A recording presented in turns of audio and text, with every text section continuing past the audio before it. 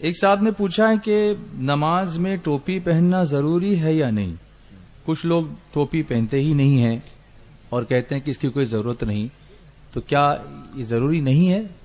دیکھیے، ضروری بمانا فرض یا واجب تو نہیں ہے، لیکن ہم اس حیثیت سے ضروری ضرور سمجھتے ہیں کہ ٹوپی پہننا ہمارے حضور جان نور صلی اللہ علیہ وسلم کی سنت ہے. ہمارے لیے سرکار کی سنت ہی سب کچھ ہے. سرکار علیہ الصلوۃ والسلام ٹوپی پہنتے تھے اور ٹوپی کے اوپر امامت شریف بھی باندھتے تھے. جی. تو اگر آدمی ٹوپی پہنے اور اس کے ساتھ امامہ بھی پہنے تو یہ بہت اچھا ہے، افضل ہے، ورنہ کم سے کم ٹوپی ضرور پہنے. جی. بہت سے صحابہ کرام نے ٹوپی بھی پہنی ہے، ٹوپی پہن کر کے بھی نماز پڑھی ہے. کچھ لوگ جو ٹوپی نہیں پہنتے، بے ٹوپی پہنے ہی کھڑے ہو جاتے ہیں، ان کی دلیل ایک حدیث ہے. جی. کہ ایسا ہوا ہے کہ کچھ صحابہ کرام نے سوال کیا، سرکار ایک کپڑے میں نماز ہو جائے گی؟ تو حضور نے فرمایا کہ تم سب کے دو کپڑے مل جاتے ہیں؟ نہیں ملتے ہیں تو ایک کپڑے میں بھی نماز ہو جائے گی.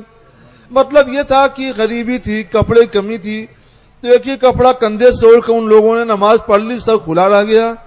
اب ان کو دلیل مل گئی کہ جب صحابہ نے ننگے سر نماز پڑھی تو ہم بھی پڑھیں گے. تو ان کو سوچنا چاہیے کہ چند صحابہ نے اگر کپڑا نہ ہونے کی وجہ سے، غریبی کی وجہ سے ننگے سر نماز پڑھی، کیونکہ ان کے پاس ایک ہی چادر تھی، تو ہزاروں ہزار صحابہ کرام نے تو ٹوپی کے ساتھ بھی پڑھی ہے، امامہ کے ساتھ بھی پڑھی ہے. جی. یہ ہزاروں ہزار صحابہ کرام کی سنت تو کیوں نہیں اپناتے ہو؟ اور خود حضور سید عالم جناب محمد رسول اللہ صلی اللہ علیہ وسلم کی سنت تو کیوں نہیں اپناتے ہو؟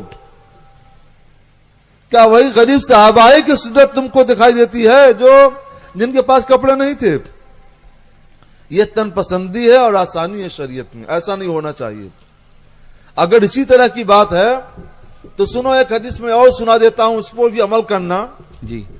حضرت مصعب بن عمیر رضی اللہ تعالیٰ عنہ صحابی رسول ہیں اور یہ حدیث صحیح ہے.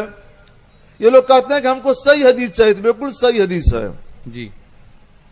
کہ جب ان کے کفن کپڑا اتنا چھوٹا تھا کہ لوگ سر سے ڈھانکتے تھے تو پیر کھل جاتا تھا، اور پیر ڈھانکتے تھے تو ادھر سر کھل جاتا تھا. صحابہ نے عرض کی، یا رسول اللہ کیا کیا جائے؟ تو سرکار نے فرمایا سر سے ڈھانک دو، اور جو پیر کھل جاتا ہے تو وہاں اذخر گھاس ڈال دو اور اس طور پہ ان کو دفن کر دو. تو ان لوگوں کو چاہیے کہ آخر ایک صحابی کی سنت تو موجود ہے.